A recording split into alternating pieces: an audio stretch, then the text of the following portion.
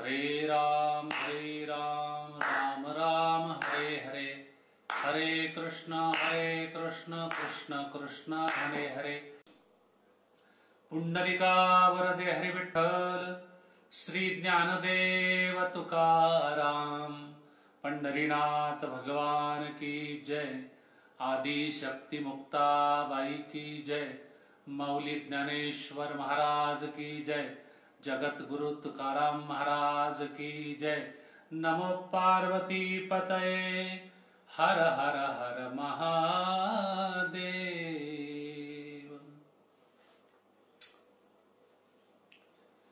हाची नेम आता न फिरे माघार, हाच नेम आता न फिरे माघारी, बैसले शेजारी गोविंदाचे, बैसले शेजारी गोविंदाचे, घररी घी झाले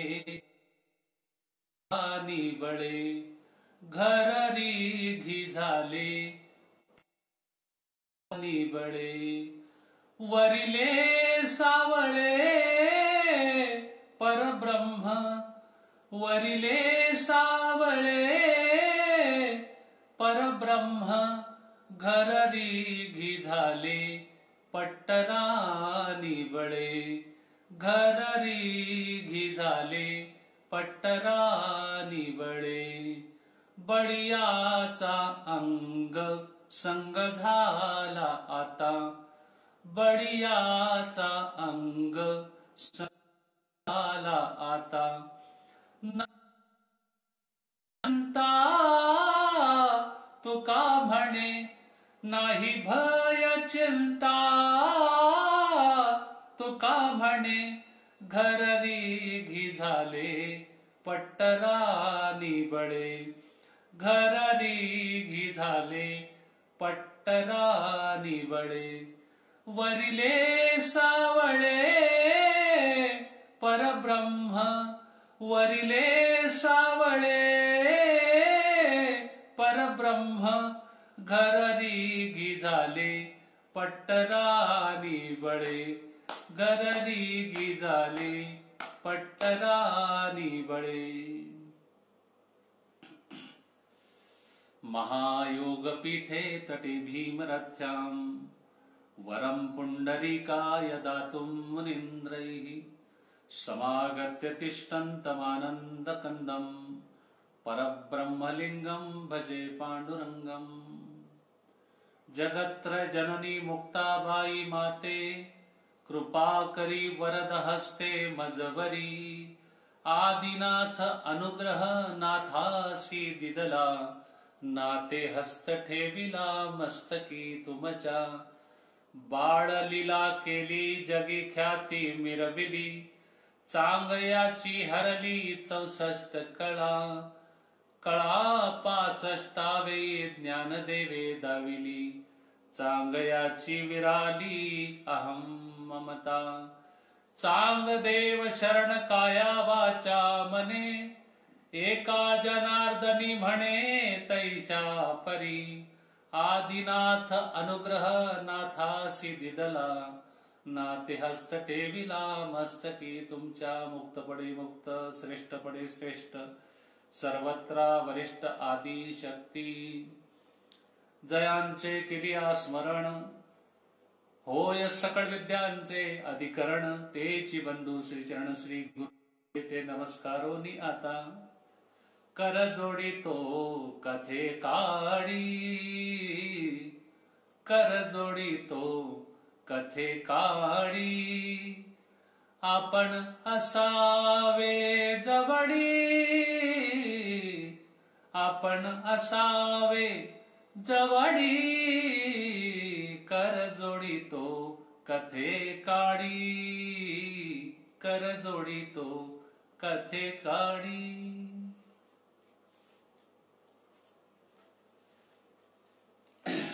उपस्थित सर्व श्रोते मंडळींना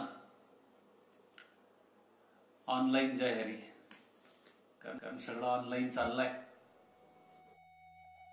आवाज व्यवस्थित कॉमेंट केलं तर बरं होईल. माझा आवाज व्यवस्थित येतोय का? हा मयूर पाटील,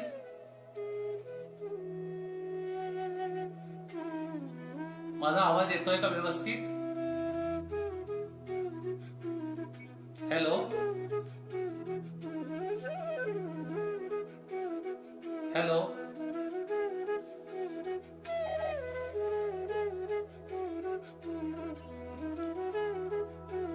प्रस्तुत प्राप्त प्रसंगी श्री विठ्ठल रुक्माई मंदिर आणि वारकरी संप्रदाय विश्रांती आश्रम वहाड नवी मुंबई चे संस्थापक आदरणीय वैकुंठवासी हरिभक्तीपरायण गोपाळ बाबा महाराज, त्याचप्रमाणे या ऑनलाईन प्रवचन मालिकेचे आयोजक आदरणीय हरिभक्तीपरायण प्रल्हाद महाराज पाटील वहाड नवी मुंबई, आणि ज्यांच्या माध्यमातून हे फेसबुकचं पेज टेलिकास्ट होत आहे ते आमचे परमस्नेही आदरणीय हरिभक्तीपरायण कल्याणजी पाटील. या फेसबुक कार्यक्रमासाठी उपस्थित सर्व श्रोते मंडळी, वारकरी, आपल्या सर्वांना पहिल्यांदा प्रणाम. आपल्या समोर येण्याचा योग या श्री विठ्ठल रुक्माई मंदिर आणि वारकरी संप्रदाय विश्रांती आश्रम वहाड यांच्या माध्यमातून योग आला.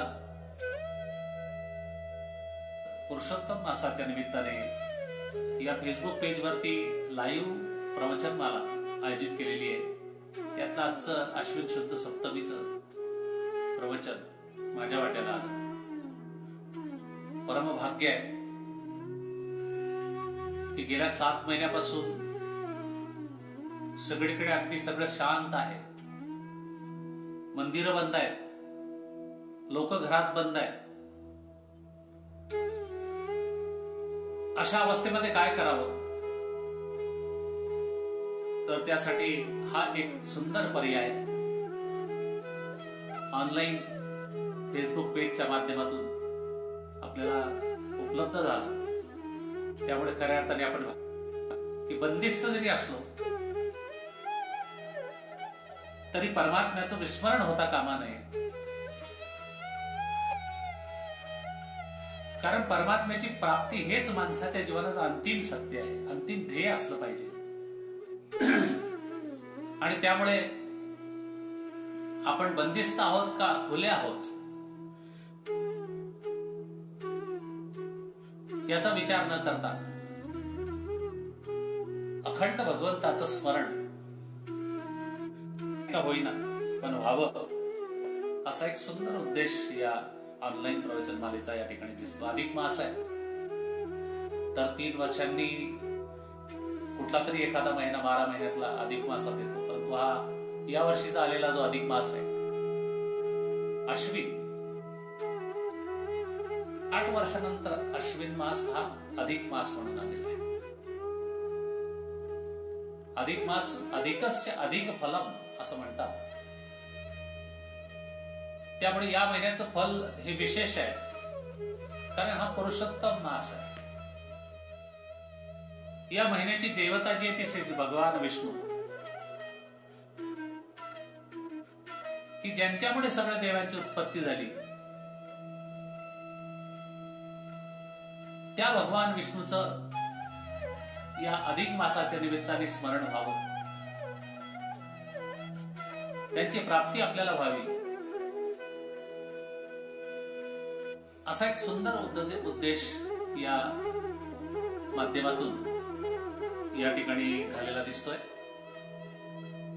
आजच्या प्रवचनरूपी सेवेकरता जो अभंग मी निवडलेला आहे तो अभंग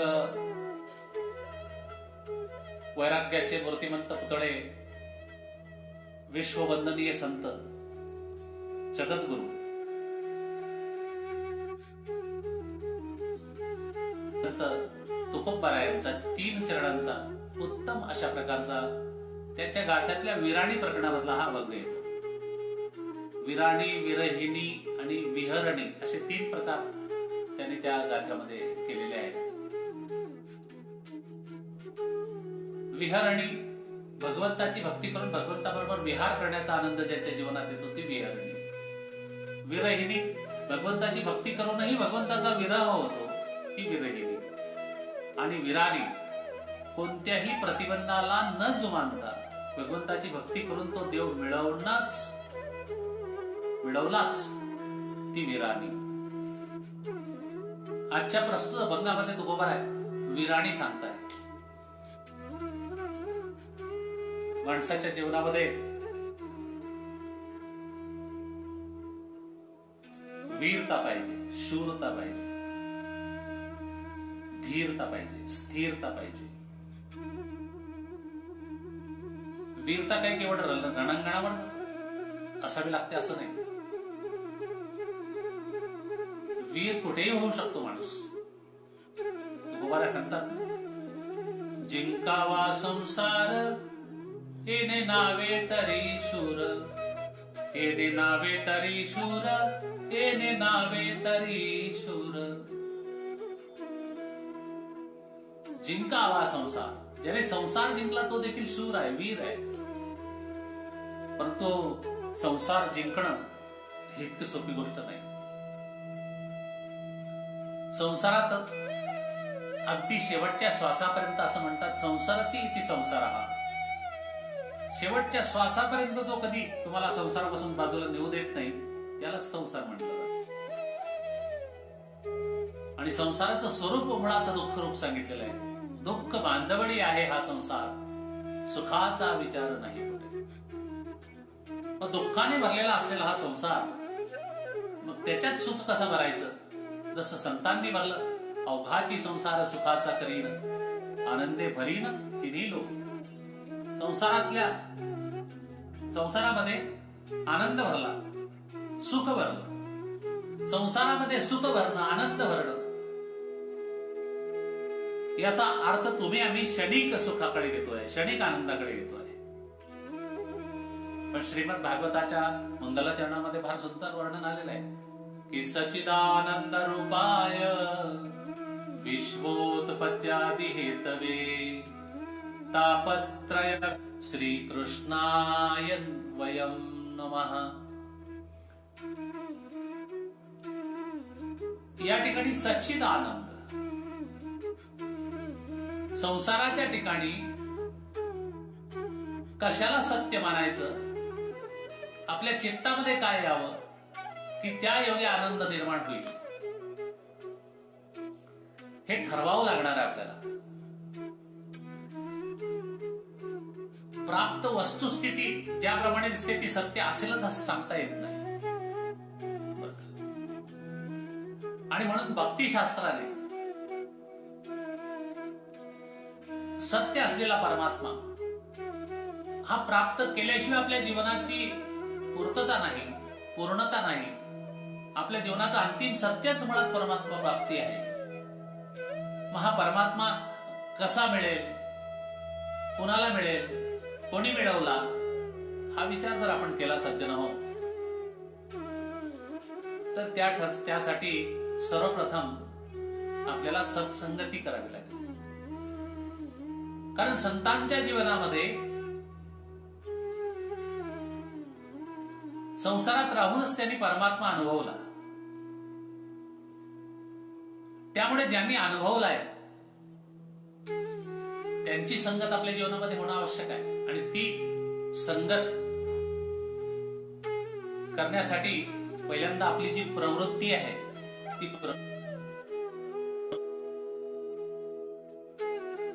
साप अन्न खात नाही याचा अर्थ तो एकादशी करतो का? उंदीर बिळात राहतो याचा अर्थ तो तपश्चर्या करतो का? असा अर्थ होत नाही. दगड बोलत नाही याचा अर्थ तो योग करतो का? तो योगी झाला का? असाही अर्थ होत नाही. त्याप्रमाणे दुष्ट प्रवृत्ती असलेल्या मनुष्यावर देखील कोणताच परिणाम होत नाही.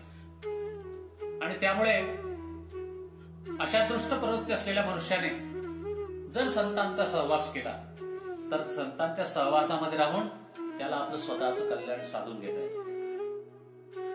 त्यासाठी महत्वाचं आहे की योग्य लोकांचे हात हातात जर असतील, योग्य लोकांचे किंवा चुकीच्या लोकांचे पाय धरण्याची वेळ आपल्यावर कधीच येणार नाही.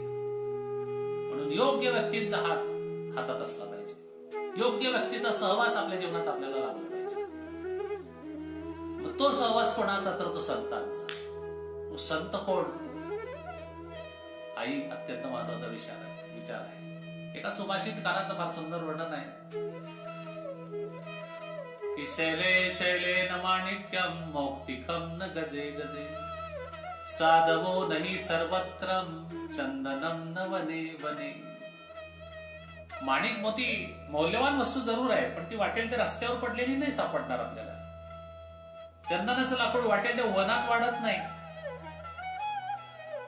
तसं साधू संत वाटेल त्या ठिकाणी वाटेल त्या अवस्थेमध्ये कधी आढळत नाही. आणि म्हणून संत आपल्या जीवनामध्ये घडणं महत्वाचं आहे, कारण त्या संतांनी तो देव अनुभवला. संतांनी देव अनुभवत असताना साधारणपणे भक्तिशास्त्रामध्ये वेगवेगळ्या प्रकारच्या बळांनी देव, वेगवेगळ्या प्रकारचे बळ, वेगवेगळ्या प्रकारचे भक्तीचे मार्ग त्यांनी आपल्या जीवनामध्ये अनुभवले, त्याची साधना केली.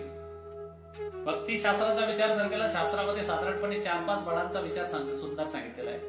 पहिलं जे बळ आहे त्याला म्हणतात वैराग्याचे बळ. वैराग्याच्या बळाने परमात्मा प्राप्त करता येतो. वैराग्याचं बळ जर नसेल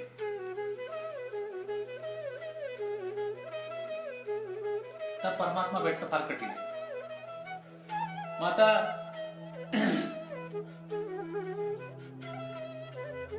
वैराग्य नसेल तर बाकीच्या पुढच्या गोष्टीच्या प्रक्रिया भगवत प्राप्तीमध्ये येतात, ज्ञान वगैरे.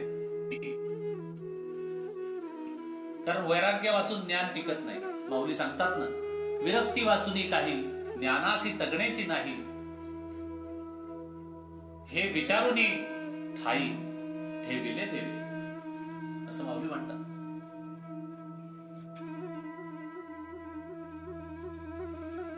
की माणसाच्या जीवनामध्ये ही विरक्ती पाहिजे, हे वैराग्य पाहिजे. आणि ते वैराग्य आपल्या जीवनामध्ये केव्हा येते? की संसारातले ज्या वेळेला अनात्म पदार्थ असतात, या अनात्म पदार्थांपासूनची घृणा माणसाला निर्माण होते, किळस निर्माण होते, त्याच वेळेला ते वैराग्य आपल्या मध्ये प्राप्त होऊ शकते. बघा, एक जावई, अधिक मास आहे, अधिक मासामध्ये जावयाला खूप किंमत आहे असं म्हणतात. धोंड्याचा महिना म्हणतात ना, आमच्याकडे म्हणतात खानदेशात. जावयाला फार मान, जावयाला हे दान द्या, ते दान द्या, हे घ्या, ते घ्या, अनारसे घेऊन जा. आमच्याही जावयाला पाठवले अनारसे. मग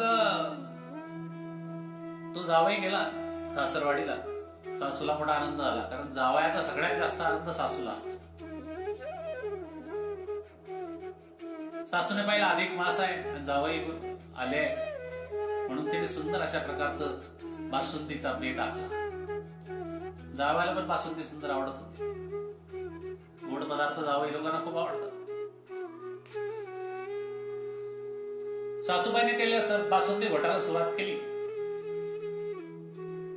पण तिला सर्दी खोकला झालेला होता. खरं म्हणजे प्रवचनाच्या अवस्थेत मी नव्हतो, परंतु मी शब्द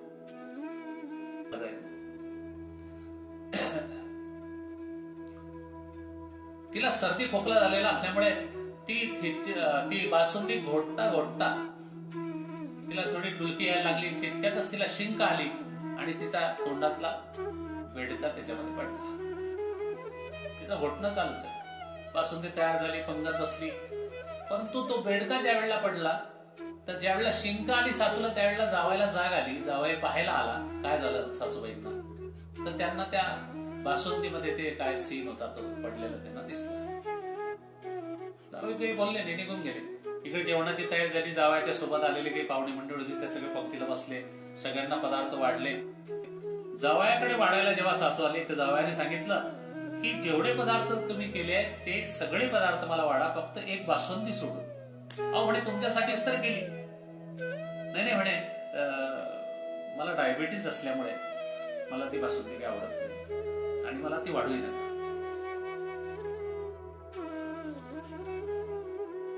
दृष्टांत सांगण्याचा मध्यवर्थ एवढाच आहे की जावयाने ती बासुंदी का नाकारली, तर त्याला माहित होतं की याच्यात काय पडलंय. म्हणजे संसारातले जे पदार्थ असतात त्याच्यामध्ये ज्या वेळेला अनात्म पदार्थाची किळस येते माणसाला, किंवा त्याचा तिटकारा येतो माणसाला, आणि त्या तिटकाऱ्यानंतर, त्या किळसानंतर केलेली जी कृती आहे त्याला थोडक्यात म्हणावं वैराग्य. आणि म्हणून विठले हे चित्त प्रपंचापासून वमनते मनी बैसलेसे. तुकोबाराय म्हणतात की या प्रपंचापासून माझं चित्त विटलेलं आहे. आता मला प्रपंचात एवढा रस वाटत नाही. मला प्रपंचाचा प्रपंच ओसरो चित्त तुझे ठाई बरो. देवा, या प्रपंचामध्ये मला आता रस वाटत नाही. प्रपंचाचा भार तू माझ्यावर ठेवू नकोस, मला तुझ्यामध्ये विलीन कर. हे वारंवार सांगणं होतं तुकोबारायांचं, कारण प्रपंचापासून वेगळे झाले. प्रपंचातल्या अनात्म पदार्थांची त्यांना किळस आली, आणि हेच तर खरं तुकोबारायांचं वैराग्य होतं. म्हणजे होते संसारामध्ये, पण प्रत्यक्ष त्यातले जे गोष्टी वर्ज्य करायच्या त्या गोष्टी वर्ज्य करून स्वतःला त्या म्हणून घेतलं. स्वतःला त्यांनी विरक्त केलं त्या. आणि एकच गोष्ट त्यांच्या जीवनामध्ये झाली, विषय तो त्यांचा झाला नारायण. विषय तो त्यांचा झाला नारायण. नावडे जनधन माता पिता, माता पिता. विषय तो त्यांचा नारायण. विषय तो त्यांचा झाला नारायण. विषय तो त्यांचा झाला नारायण. नावडे जन धन माता पिता. काहीच आवडत नव्हतं तुकोबारायांना, कारण विषय नारायण झालेला होता. संसारातल्या पदार्थांची, माईक पदार्थांचा ज्या वेळेला किळस येतो माणसाला, ज्या वेळेला त्यांच्याबद्दलची आसक्ती संपते, त्यावेळेला जे निर्माण होते त्याला म्हणतात वैराग्य. त्याला म्हणतात वैराग्याचं बळ. आणि ते जगद्गुरु तुकोबारायांच्या जवळ सुंदर अशा प्रकारचं वैराग्य होतं. वैराग्य, हे बघा, वैराग्य वेगळं आणि वैताग वेगळं. आपल्या जीवनामध्ये अनेकदा आपण वैराग्याचा सोंग आणतो बरं का. ते वैराग्याचं सोंग आणणं यालाच वैताग म्हणतात. एक माणूस खूप कंटाळला, कारण घरामध्ये 2 मुलं, त्यांच्या सुना, त्यांच्या पत्न्या, रोज भांडणं. म्हातारा कंटाळला. पेन्शनर लोकांची कुठे पंचायत आहे हो. मलाही आता 7 महिन्यांनी मी पेन्शन मध्ये जाणार आहे.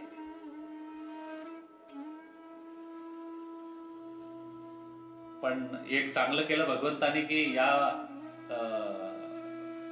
हा मार्ग लागल्यामुळे, गेल्या 30 वर्षापासून हे कीर्तन करत असल्यामुळं शेवट कीर्तनातच जाणार एवढं नक्की आहे. त्यामुळे चिंता करण्याचं काही कारण नाही. तो म्हातारा इतका कंटाळला घरातला, 1000 रुपये पेन्शन त्याला येत होतं. शेवटी तो म्हटला की हे सोडून द्या हे सगळं, आता आपण परमार्थ करूया, म्हणून तो आळंदीला निघून आला. 15 दिवस राहायला मोठ्या मुश्किलीने. 15 दिवसानंतर त्याला पुन्हा आणखी संसाराची ओढ लागली. इकडे मुलंही विचार करायला लागले की बाबा गेले, आता त्यांचं पेन्शन आलंय. बाबा होते तर कमीत कमी 400 रुपये त्यांच्या खर्चाचे काढून 600 आपल्याला मिळत होते. बाबा पेन्शन तिकडे आळंदीला बोलून घेतलं तर आपल्याला पंचायत होईल, म्हणून आईला जबरदस्तीने पाठवलं. पण आई जा आणि बाबांना घेऊन ये. आई गेली. आईने बरोबर म्हाताऱ्याला समजावलं असं काय करता वगैरे वगैरे. तर म्हाताऱ्याला यायचंच होतं. म्हणे ठीक आहे, तू म्हणतेस म्हणून येतो बरं. हा, म्हातारा लोक ऐकतच नाही कोणाचं, लक्षात घ्या. तू म्हणते म्हणून येतो. म्हातारा परत माघारी आला. आता सांगा, जो संसाराचा वीट आला, संसारातल्या भानगडींना कंटाळला, तिथून विरक्त झाला, तो माऊलींच्या चरणी त्या ठिकाणी लीन झाला, आणि माऊलींच्या चरणापासून पुन्हा जर तो पुन्हा संसाराकडे वळत असेल तर हे वैराग्य नाही, हा वैताग आहे. अशी वैतागाने अनेक लोक निघून जातात. पण वैतागातून वैराग्य उत्पन्न होणं, कारण वैराग्याचं बळ भगवत प्राप्तीसाठी आवश्यक आहे. जोपर्यंत वैराग्य नाही तोपर्यंत भगवत प्राप्तीचं जे ज्ञान आहे ते ज्ञान आपल्याला प्राप्त होऊ शकणार नाही. कारण ते वैराग्याशिवाय ज्ञानाची प्राप्ती होतच नाही, असा सिद्धांत आहे मुळात. आणि म्हणून हे वैराग्य आपल्या जीवनामध्ये असणं अत्यंत महत्वाचं आहे.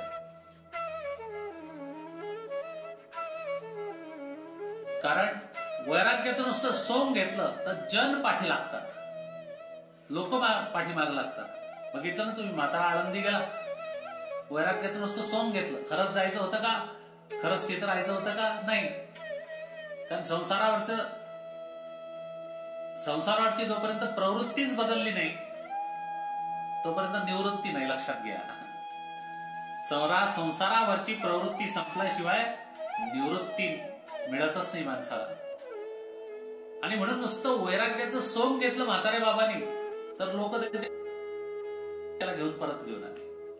नुसतं वैराग्याचं सोंग घेतलं तर जन पाठी लागतात, तर प्रत्यक्ष वैराग्य नसेल तर जनार्दन का पाठी लागणार नाही. कारण वैराग्य जो भक्ती करतो तो परमात्म्याला अत्यंत प्रिय आहे, तो आवडतो. म्हणून वैराग्याचं बळ पाहिजे. ठीक आहे, वैराग्याचं बळ तुम्हाला कठीण वाटत असेल तर शास्त्राने सांगितलं ज्ञानाचं बळ आहे. पण मग आता जोडून सिद्धांत सांगितला की वैराग्याशिवाय ज्ञानाची प्राप्ती होत नाही. ज्ञान मिळवायचं असेल तर वैराग्य पाहिजे,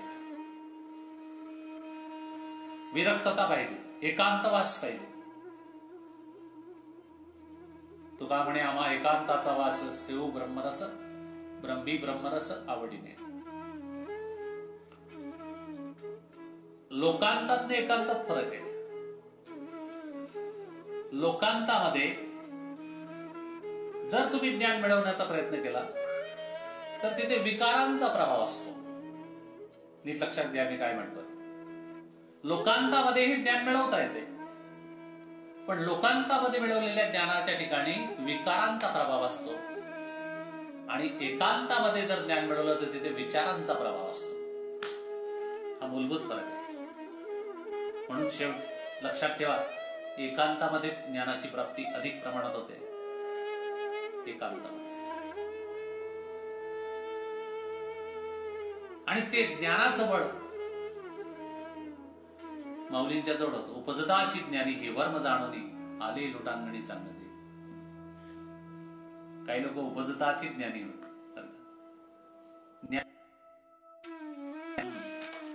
ज्ञानाचे मार्ग वेगळे आहेत.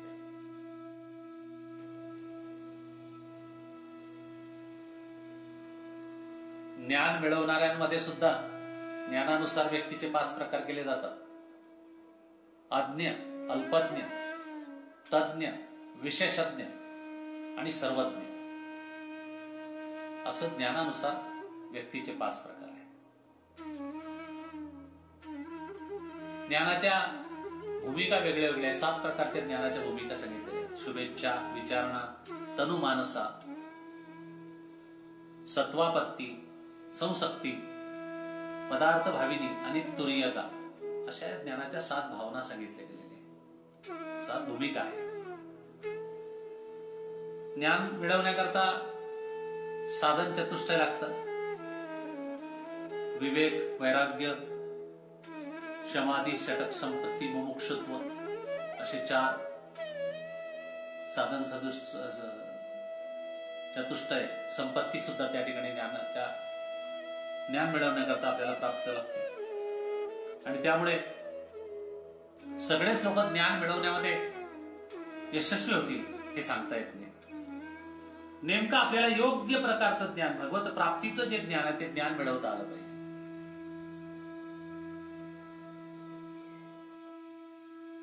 असेल तर गुरु बिन कोण बतावे वाट बळा गुरु तेत ज्ञान ज्ञानी आत्मदर्शन. बरं का, माऊली म्हणतात ना, हे ज्ञान जर मिळवायचं असेल तर गुरुकडे जावं लागेल, गुरुगृही जावं लागेल आपल्याला. मग आता गुरुगृही जायचंय ज्ञान मिळवण्यासाठी, तर मग गुरु शोधला पाहिजे. प्रत्येकाच्या जीवनामध्ये गुरु असणं आवश्यक आहे. असं म्हणतात, गुरु केल्याशिवाय माणसाने मरू नये, एक तरी गुरु जीवनामध्ये असावा. पण मग कोण गुरु? आता मी शिक्षकी पेशामध्ये आहे, त्यामुळे मला गुरु म्हणायला काही हरकत नाही.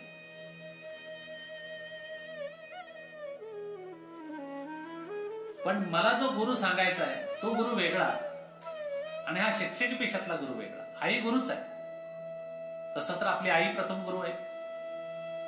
घरात सुरुवात होते. दत्तात्रय महाराजांनी 24 गुरु केले आपल्या जीवनामध्ये. पण माऊली सांगतात ज्ञानेश्वरीमध्ये की गुरुची व्याख्या ही आहे, तू दाविली आवाटा येवोनी विवेकी तीर्थकटा आणि धुओनी मळकटा बुद्धीची जेणी. गुरु दाविलिया वाटा, वाट दाखवणारा गुरु पाहिजे. आजच्या काळाचा विचार जर केला तर मला माफ करा, वाट दाखवणाऱ्यांपेक्षा वाट लावणारे गुरु अधिक निर्माण झालेले.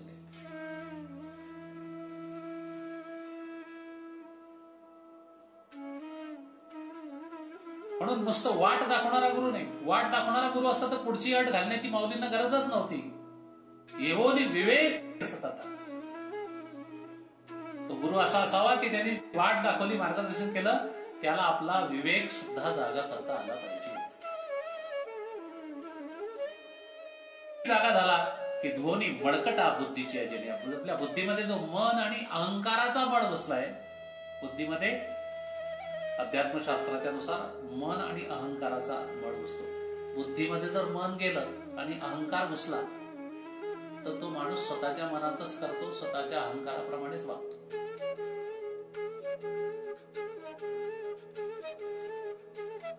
अशी या व्याख्येमध्ये बसणारा जो असेल तो गुरु. आणि अशा गुरु कडून आपल्याला म्हणून ज्ञानाचं बळ.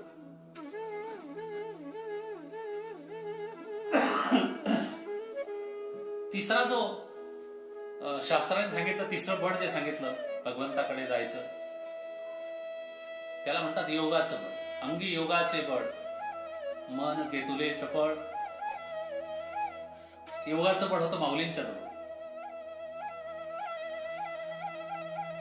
माऊली योगी होते बरं. योगी पावन मनाचा, योगी पावन मनाचा, साहे अपराध जनाचा, साहे अपराध जनाचा, विश्वरागे झाले बन्ही, विश्वरागे झाले बन्ही.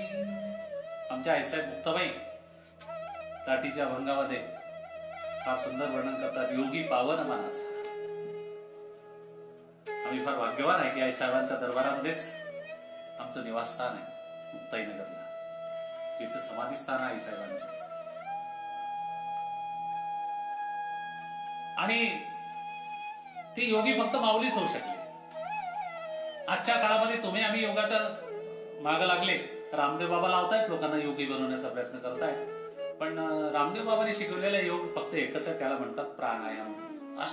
योग सूत्र नावाच्या ग्रंथामध्ये 8 प्रकारच्या योगांचं वर्णन आलेलं आहे. यम, नियम, ध्यान, धारणा, स्वाध्याय, प्रत्याहार, प्राणायाम, आसन आणि समाधी असे योगाचे 8 प्रकार येतात. त्या 8 प्रकारामध्ये जाता जाताच आपलं आयुष्य संपून जाते. कारण एक योग पूर्ण करायला शास्त्राच्या मते 12 वर्ष लागतात. मग 8 प्रकारचे योग पूर्ण करून 12 8 96 वर्ष नुसते योगातच खर्च होतील. एवढं आयुष्य तरी माणसाला आहे का? नाहीये. आणि त्यामुळे योगाच्या वाटेने या युगात तरी जाणं शक्य नाही. पहिलाच योग आहे बघा किती कठीण आहे. यम 5 प्रकारचे यमशास्त्राने वर्णन केले. सत्य, अहिंसा, अस्तेय, ब्रह्मचर्य आणि अपरिग्रह. सत्य म्हणजे काय? इथूनच सुरुवात आहे आपली. सत्य म्हणजे देव. आपण संसाराला सत्य मानलाय म्हणजे इथेच आपली व्याख्या चुकली, म्हणून आपण देवापर्यंत जात नाही. जे सत्य नाही त्याला सत्य म्हणतो आपण. सत्य तू, सत्य तू, सत्य तू विठ्ठला, कागा हा दाविला जगदाकार, कागा हा दाविला जगदाकार. सत्य तू, सत्य तू, सत्य तू विठ्ठला.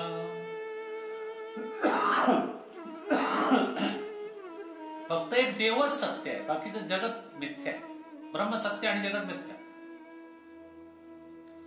आणि त्यामुळे सत्य मानायचं म्हणजे काय, सत्य बोलायचं म्हणजे काय, तर फक्त देवाबद्दल बोलणे. संसारात राहून जमेल का आपल्याला फक्त देवाबद्दलच बोलायचं म्हटलं? संसार कधी बोलणार? संसाराचं बोलायला तर आपल्याला भरपूर वेळ लागतो. तर मग देवाचं बोलायला वेळ कधी मिळणार? म्हणून सत्य हा यम पाळणं कठीण आहे. अहिंसा तसंच आहे. महात्मा गांधींनी सांगितलं अहिंसा परमो धर्म.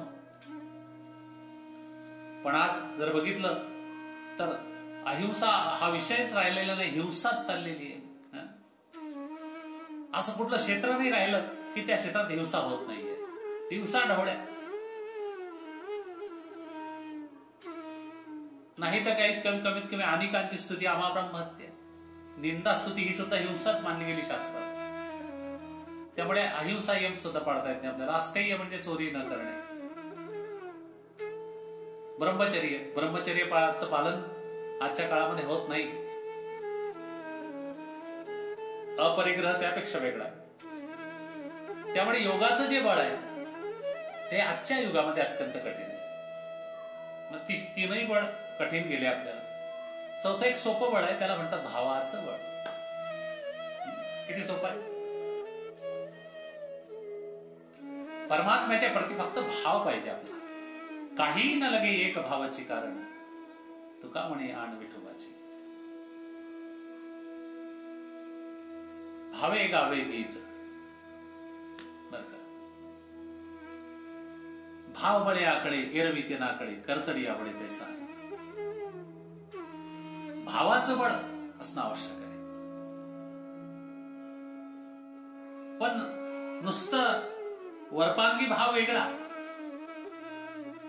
जनाबाई सारखा भाव असावा, नामदेवरायांच्या सारखा भाव असावा, हनुमंतरायासारखा भाव असावा, अर्जुनासारखा. वरपांगी भाव काही कामाचा नाही. काहीतरी प्राप्त करण्याच्या हेतूने आपण एखाद्यावरती भाव जरूर ठेवतो, तो संसारातला भाग. पण तोच भाग जर परमार्थामध्ये सुद्धा आपण वापरायला लागलो की काहीतरी मिळवण्याच्या हेतूने आपण भाव ठेवायचा देवावर, तर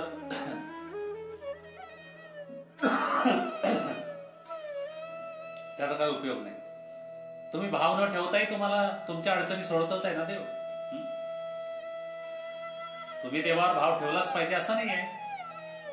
जो देवाची पूजा करतोय त्यालाही जीवन जगवतोय देव, त्याचंही जीवन सुंदर व्यवस्थित जगू देतो त्याला.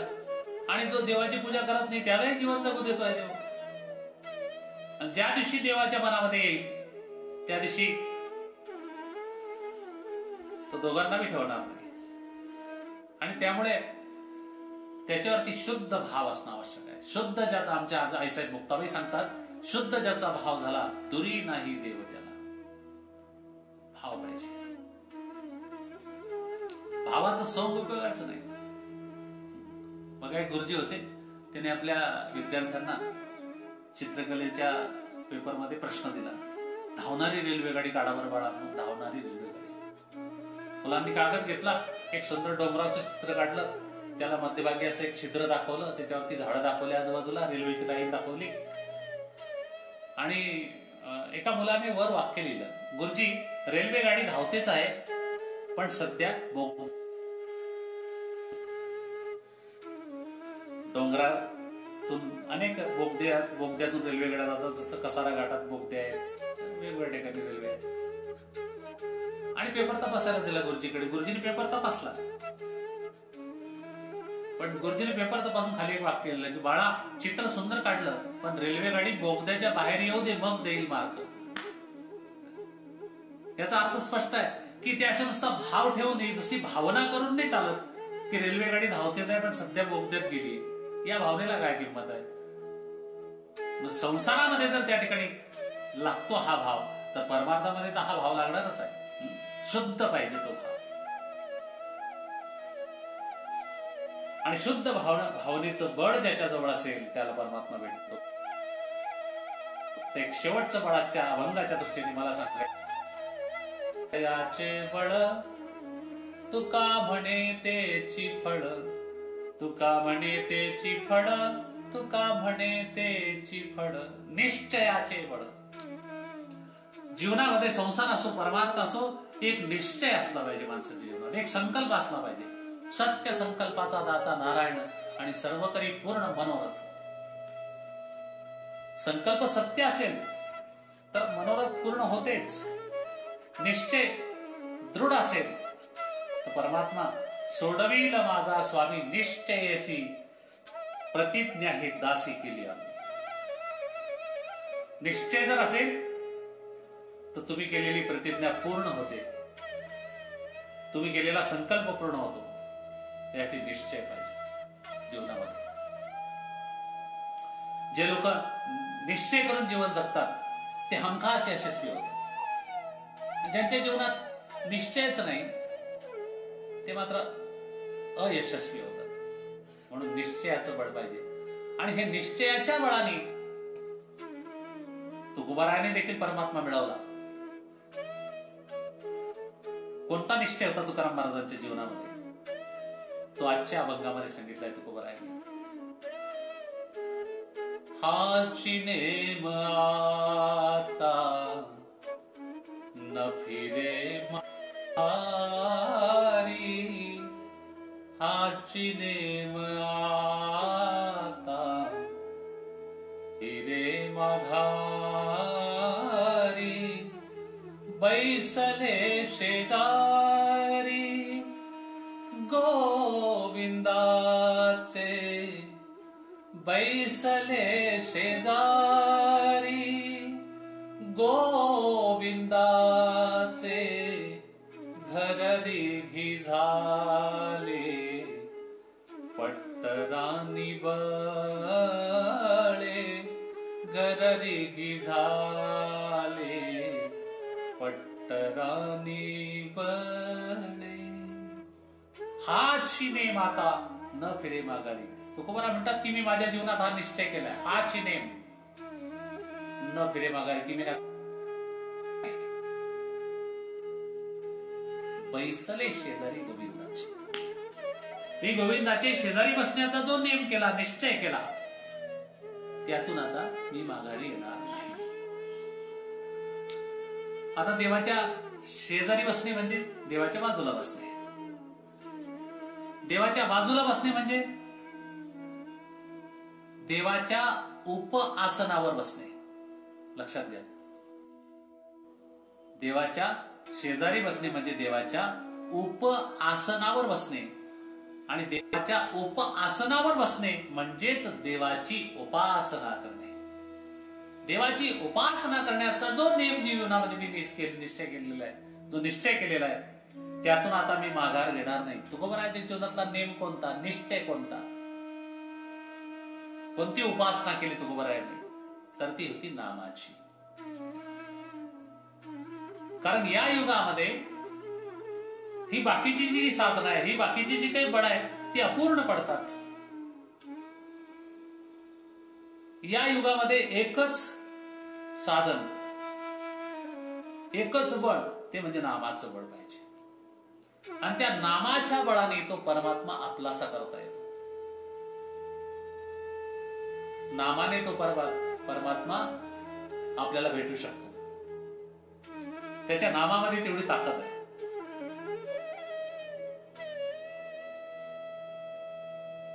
काय नोहे केले, काय नोहे केले, एका चिंतिता विठ्ठल, एका चिंतिता विठ्ठले सर्व साधनांचे सार, सर्व साधनांचे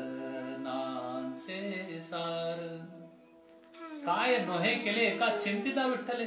एक भगवंताचं नामस्मरण केलं, एक चिंतन केलं तर काय होऊ शकत नाही जीवनामध्ये. काय होऊ शकत नाही म्हणजे काय? सगळं काही होईल, सगळं काही. हो, नामाने भोग जाते, हो जाते भोग. नामाने दुःख जाते, हो जाते दुःख. नामाने मुक्ती मिळते, हो मिळते. नामाने परमात्मा भेटतो, हो मिळतो. काय जे काही तुमच्या जीवनात समस्या असतील, दुःख असतील, प्रॉब्लेम्स असतील, ते नामस्मरण करा, जातील. नाम घेता क्षणी जातील. नामेच नाही तारेला ऐसा द्यावा निवडून. त्या नामाची ती ताकद आहे. आणि नाम हे भांडवल असं आहे, हे बळ असं आहे की नामाचे चिंतन प्रगट पसारा असाल ते करा जेथे तेथे. त्याला कुठलं भांडवल लागत नाही, कुठल्या प्रकारची व्यवस्था लागत नाही, अवस्था लागत नाही. बाकीच्या गोष्टी करण्यासाठी अवस्था पाहिजे, पण इथे अवस्थाही लागत नाही, व्यवस्थाही लागत नाही. नाम अत्यंत सोपं भगवंताचं. तो म्हणतात की मी त्या देवाची उपासना करण्याचा संकल्प केला, निश्चय केला, म्हणजे त्याचं नाम घेण्याचा संकल्प केला. आणि ते नाम घेतल्यामुळं जवळचं वाटायला लागला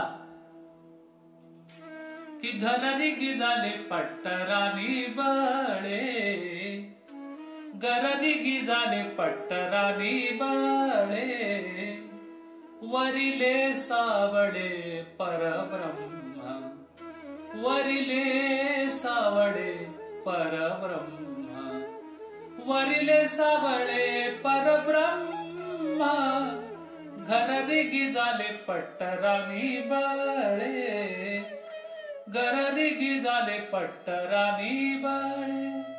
तुकोबा म्हणतात की त्या नामाचा एवढा लढा लागला, त्या भगवंताचा एवढा लढा मला लागला की मी त्या देवाचं, त्याला भेटण्यासाठी, त्याला आपलासा करण्यासाठी त्याचं घर निघाले. आता घर निघणे हा व्यभिचार आहे, संसारानं त्याला व्यभिचार म्हणतात. पण तुकोबराय म्हणतात की ज्या व्यभिचार केल्याने परमात्मा मिळत असेल तो व्यभिचार सुद्धा मी केला. वरिले सावळे परब्रह्म, मी परमात्म्याला वरलाय याचा अर्थ स्पष्ट आहे. हा भंग विराणीचा असल्यामुळे पुरुष असून देखील स्त्री सारखं बोलतात तुकोबराय की वरिले सावळे, पत्नी होऊन गेले तुकोबराय देवाला. आणि म्हणून आपणही देवाकडे जाताना देवाची पत्नी होऊन जावं. कारण जो अखिल ब्रह्मांडाचा मालक आहे, त्या मालकाचा मालक कोणी असू शकतो का बरं? मग मालकाचा मालक होण्यापेक्षा मालकाची मालकीण व्हा. कारण मालकीण झाली की आपोआप अधिकार येतात, न सांगता येतात. एक काळा मणी गळ्यामध्ये घातला एखाद्या माणसा, पुरुषाच्या नावाचा, की मरेपर्यंत त्या स्त्रीला काही करावं लागतं का? तू आणरे भाऊ कमवून पगार, आज हे करायचं आहे, या मुलाला ते घ्यायचं आहे, तो अमुक प्लॉट घ्यायचा आहे, हे घर असंच बांधायचं आहे, याला इतकेच पैसे द्यायचे, ते शेताचा सौदा तिकडचा विकून इकडे असं घ्यायचं आहे. हे सगळे अधिकार आपोआप स्त्रीकडे जातात. तिला काहीच प्रयत्न करावे लागत नाही, कारण ती हा मालकिणीचा अधिकार श्रीकृष्ण परमात्म्याने सर्व स्त्रियांना दिलेला आहे.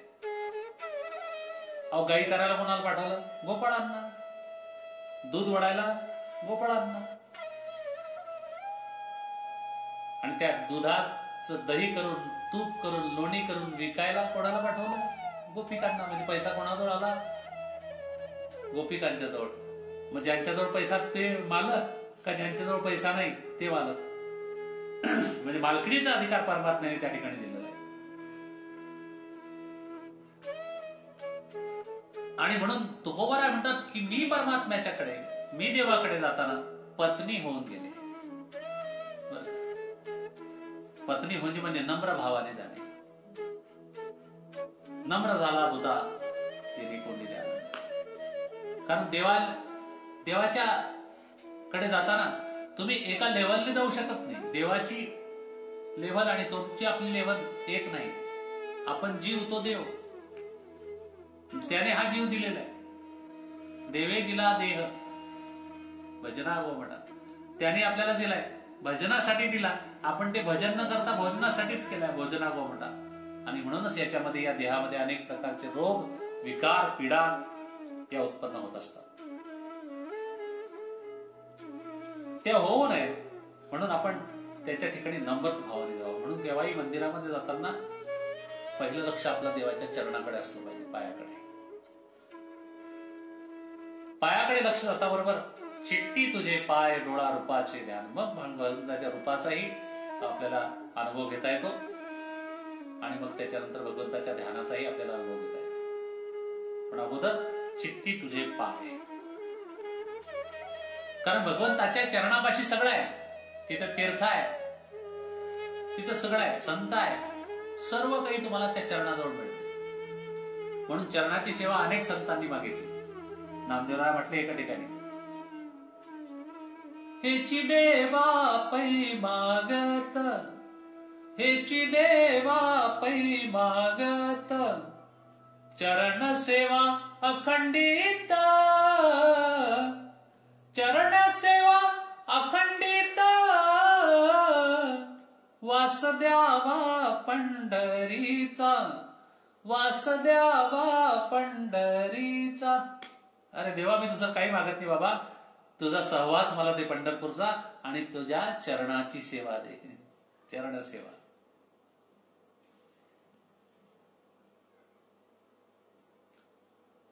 आणि म्हणून त्या चरणाजवळ आपण जर गेले तर निश्चितपणे त्या ठिकाणी नम्रता आपल्यामध्ये येते. आणि जर नम्रता आपल्याजवळ असेल तर मग आपल्याला बाकीचं काही करण्याची गरजच नाही. तो परमात्मा आपोआप भेटतो. तो को बरा नम्रतेने गेले, पत्नी होऊन गेले, घर घेऊन निघाले. आणि मग ज्याला, जो सर्व दुःखाला कारण आहे, जो सगळ्या दुःखांचं हरण करणार आहे, तोच जर आपला झाला तर मग तुकोबाराय सांगतात की मग मला चिंता आहे.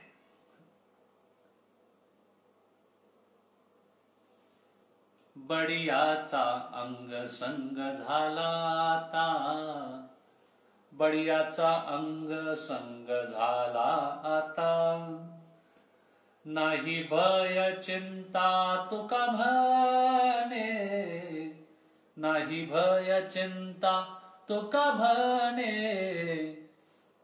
गररिगी झाले पट्टरा निबळे, गररिगी झाले पट्टरा निबळे. बडियाचा अंग झाला, अंग संग झाला आता, बडियाचा अंग संग झाला, तुकोबाराय म्हणतात. बडिया म्हणजे बडिया माझा पंढरीराव, तो हा देवांचाही देव, जो अखिल ब्रह्मांडाचा मालक आहे, तो बडिया आहे, बडिवंत आहे. आणि त्याचा मला काय झाला, अंगसंग. आता देवाचा जीवाला अंगसंग होणे, याला वेदांत शास्त्रामध्ये म्हटलंय, जीव चैतन्य हे ईश्वर चैतन्याला प्राप्त होणे. ज्यावेळेला जीव हा जीव न राहता ईश्वर बनतो, अहम ब्रह्मास्मी, जीव जीव न राहता ज्यावेळेला ब्रह्म होते, त्यावेळेला नाही भय चिंता तुका म्हणे. कारण भय आणि चिंता हे कोणाला असते, जीवाला. देवाला असू शकते का, नाही. देव तर चिंतेचं हरण करणार आहे, चिंतने चिंतने तद्रूपता, चित्ताचं हरण करणार आहे.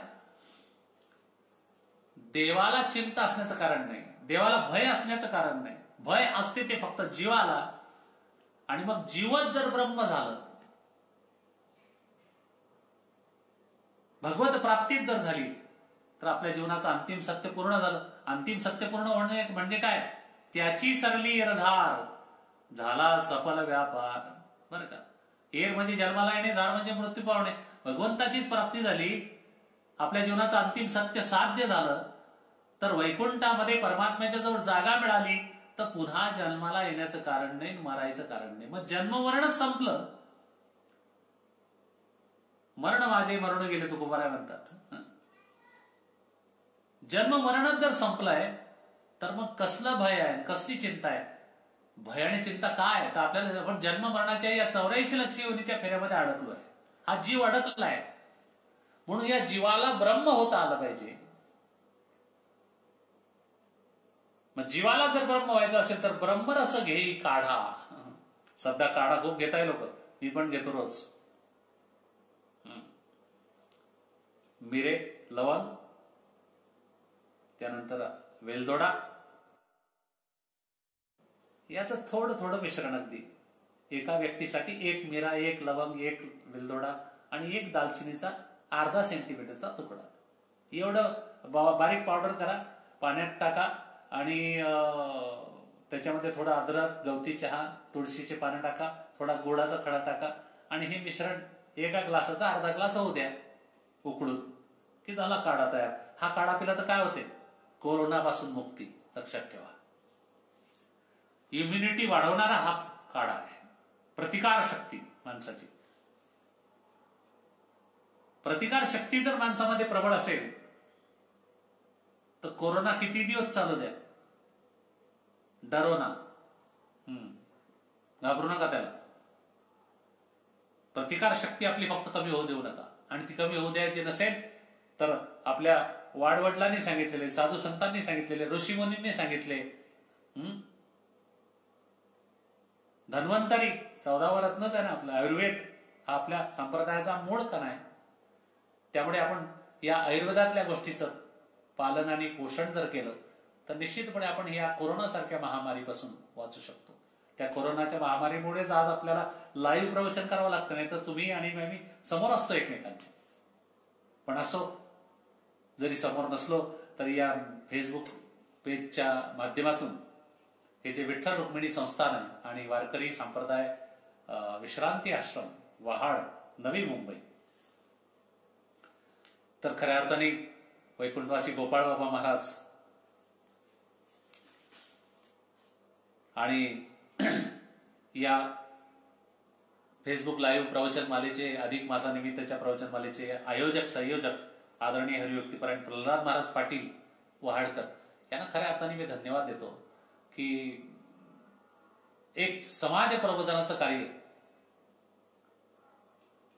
एवढ्या प्रकारची अडचण असताना, कोरोनासारखी महामारी असताना, सोशल डिस्टन्सिंग, मास्क लावणं वगैरे हे सगळं पालन करत लोक करतायत. तर त्याच्यावरती एक सुंदर उपाय म्हणजे हे ऑनलाईन प्रवचन मालिका जर असेल तर या कोणत्याही गोष्टीचं काही कारण नाही का, जो तो त्याच्या घरामध्ये बसून आपापलं या टीव्ही समोर म्हणा किंवा मोबाईल समोर म्हणा किंवा लॅपटॉप समोर म्हणा, कॉम्प्युटर समोर म्हणा, आपल्याला हा कार्यक्रम पाहता येतो, अनुभवता येतो आणि एक चिंतन या माध्यमातून आपल्याला सुंदर होता येते. म्हणून मला या ठिकाणी ही जी संधी या ठिकाणी प्रल्हाद महाराजांनी दिली तर निश्चितपणे ते धन्यवादास पात्र आहे. त्यांचे ऋण या ठिकाणी ऋण व्यक्त करतो. त्यांच्या ऋणात त्यांनी केव्हाही मला बोलवावं, निश्चितपणे त्यांच्या हाकेला ओ देण्याचं कार्य मी करेल. आपली प्रवचनाची जी निर्धारित वेळ आहे ती जवळपास संपत आलेली आहे. मूळ जो गाभा आहे आजच्या प्रवचनाचा की भगवत प्राप्ती करण्यासाठीचे प्रयत्न जीवनामध्ये अखंडपणे करा. जन्ममरण संपल्याशिवाय या 84 लक्ष योनीमधून आपली सुटका नाहीये. तर जन्ममरण तेव्हाच संपेल की ज्यावेळेला देव भेटेल. तुकोबारायचं जन्ममरण संपलं का देव भेटला.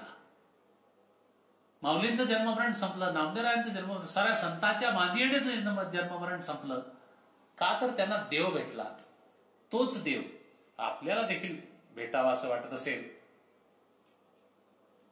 तर आपण निश्चितपणे आपुला तो एक देव करून घ्यावा. तेने विना जीवा सुख नये. तो देव आपल्यालाही करता आला पाहिजे.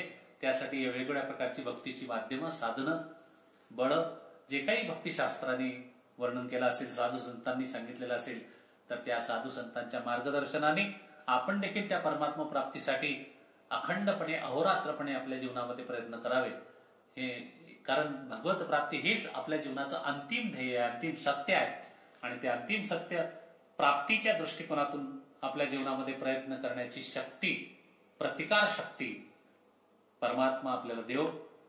तुम्हा सर्व मायबापांना या कोरोनासारख्या महामारीतून परमात्म्याने सुखरूप ठेवावं. कोणाच्याही जीवनामध्ये अशी अप्रिय घटना घडू नये अशी प्रार्थना आजच्या प्रवचनाच्या निमित्ताने पांडुरंग परमात्मा कडे करूया.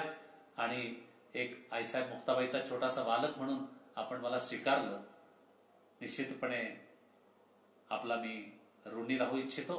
सर्वांचे फेसबुक प्रवचन जे जे लोक पाहत आहेत, आता अनेकांची नावं या ठिकाणी आलेली आहेत. संजय सुर्वेजी, साई मोकल, त्याच्यानंतर अनेक लोक दिसतात या ठिकाणी. प्रशांत पाटील इंदोरून आहेत, मयूर पाटील आहेत, त्यानंतर अक्षय आहे मृदंग तबला विशारद, राहुल पाटील, रामकृष्ण आरी, जयदीप महाराज पवार आमचे मालेगावचे, राहुल पाटील, या जे कोणी सगळे, सिद्धेश्वर मिसाळ, सुधन्वा दुर्गादास केनेकर, योगीराज जायभाई, या सर्वांची या ठिकाणी ऋण व्यक्त करतो. सर्वांच्या चरणी नतमस्तक होतो आणि आजच्या निर्धारित वेळेतल्या आपल्या या प्रवचनरूपी सेवेला या ठिकाणी पूर्णविराम देतो. विठ्ठल विठ्ठल विठ्ठल विठ्ठल विठ्ठल विठ्ठल विठ्ठल विठ्ठल